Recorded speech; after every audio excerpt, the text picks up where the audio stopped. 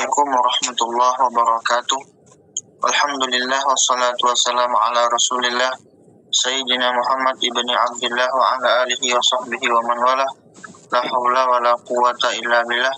Subhanaka la ilma lana illa ma 'allamtana innaka antal alimul hakim.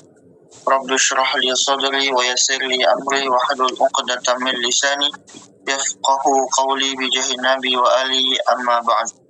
Yang sama-sama kami hormati dan yang Allah muliakan segenap asatidzah, begitu juga kepada segenap admin komunitas hijrah sahabat sesurga dan segenap abang kakak, para ikhwan, para akhwat dimanapun berada. Mudah-mudahan kita semua selalu mendapatkan taufik, hidayah, ma'unah dari Allah Subhanahu wa ta'ala. Amin ya rabbal alamin.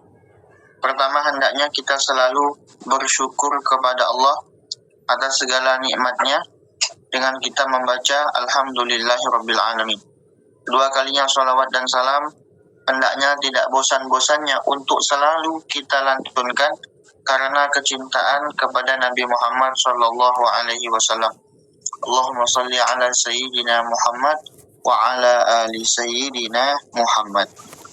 Abang kakak, teman-teman, sahabat hijrah yang dirahmati Allah Subhanahu wa taala. Alhamdulillah kita kembali membahas dan melanjutkan kajian hadis Arba'in An-Nawawiyah, yang mana insyaallah pada kesempatan yang mulia ini, yang berbahagia ini, kita akan membaca dan mengkaji hadis ke-32. Al-hadits tsani was-salatsun. Baiklah, langsung saja tanpa perlu berpanjang lebar kita baca.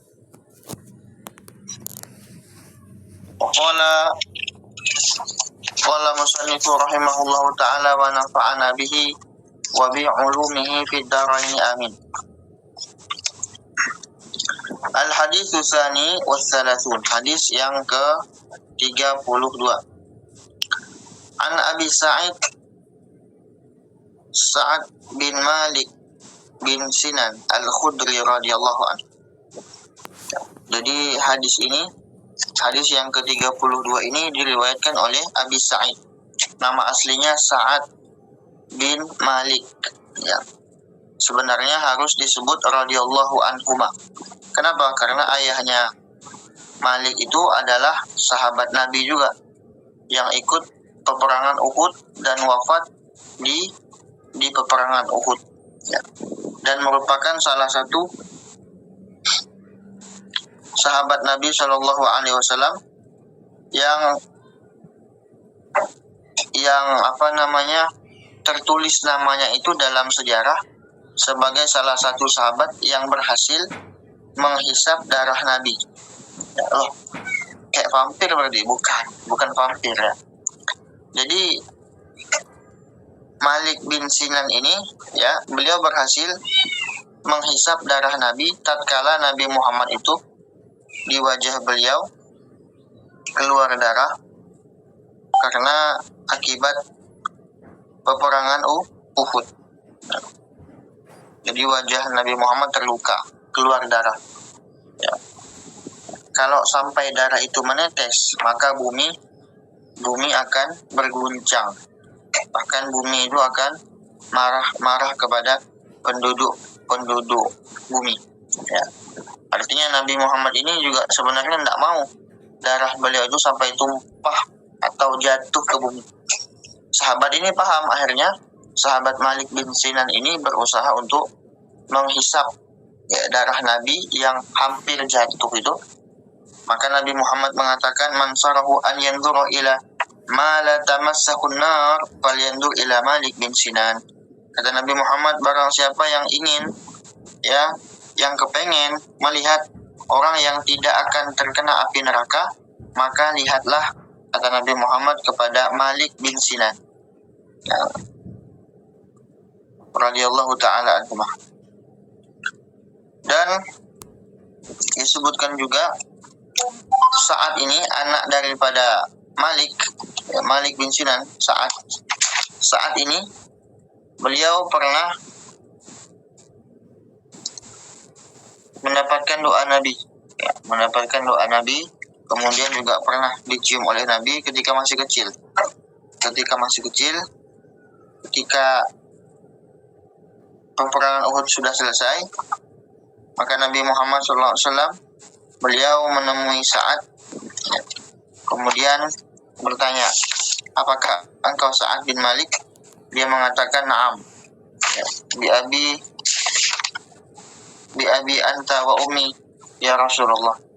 Kemudian Nabi Muhammad mendekat, lalu kemudian saat ini berhasil mencium lutut Nabi, dan Nabi Muhammad mendoakan, ajarakallahu fi abik li'annahu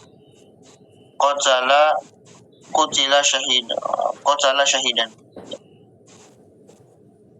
Mudah-mudahan Allah Subhanahu wa taala memberikan engkau pahala atas ketabahanmu terhadap ayahmu, dan semoga tidak karena dia wafat dalam keadaan syahid.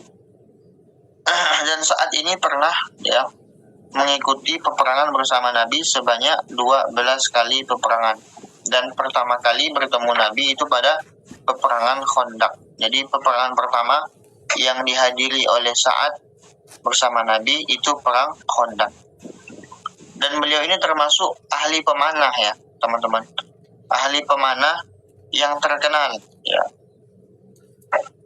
Bahkan juga termasuk daripada sahabat min ahli suffah, sahabat yang fakir, yang hidup di sekeliling Nabi ya, di dalam masjid.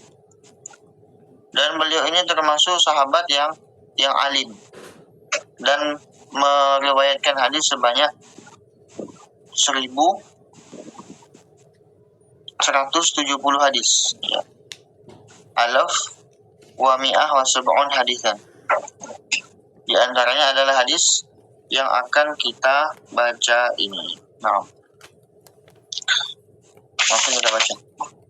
Anna Rasulullah sallallahu alaihi wasallam qala, bahwasanya Nabi Muhammad bersabda. Apa kata Nabi? Qala la darara wa la dirar.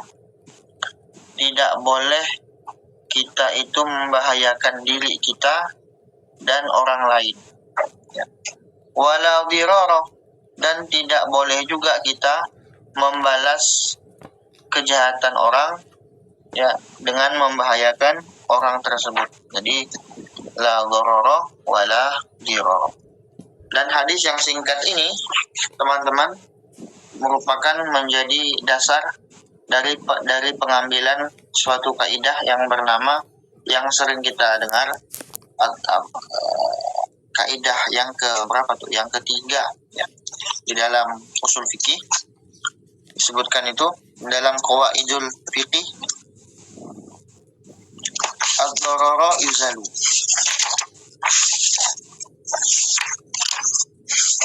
Sebentar saya buka kitab qawaid. Ad-dararu yuzalu.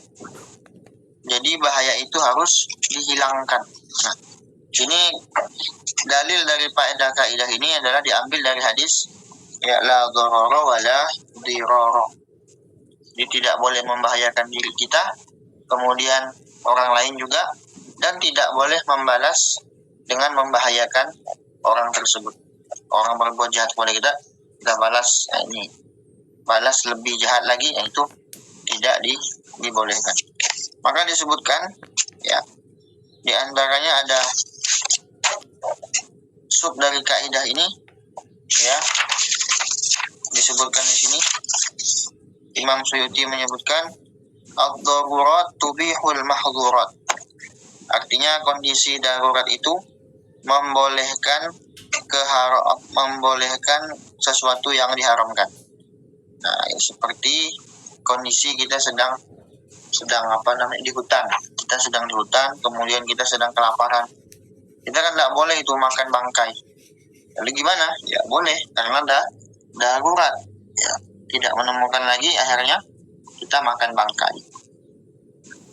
Tapi itu juga harus tidak makan banyak-banyak ya.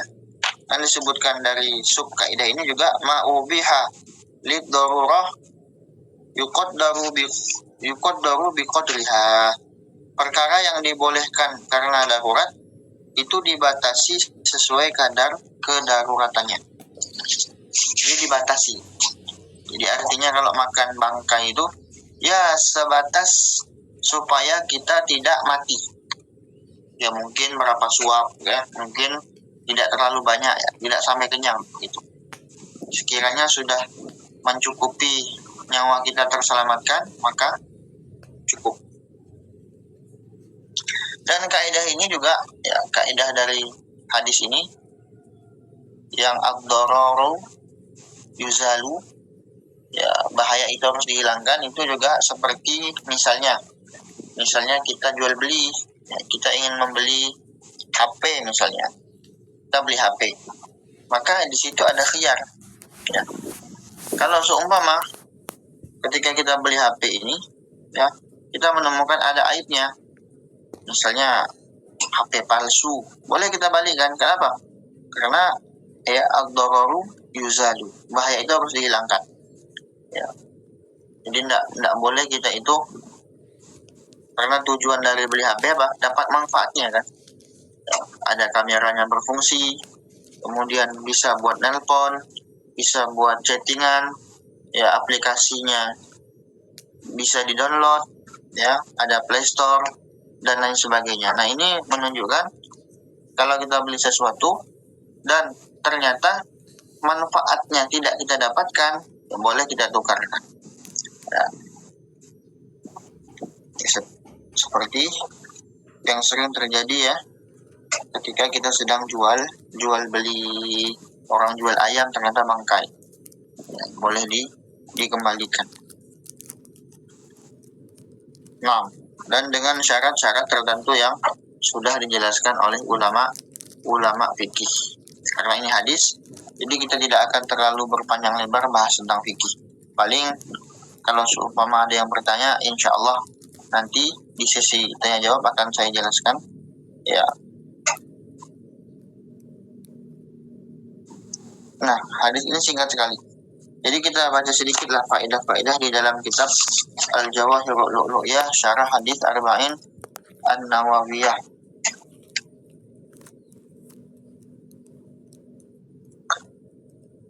Dan dalam sebuah riwayat disebutkan Allah Subhanahu wa taala mengharamkan bagi orang mukmin ya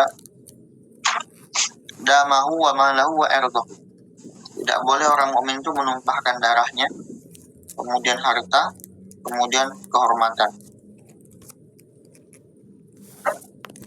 Dan kemudian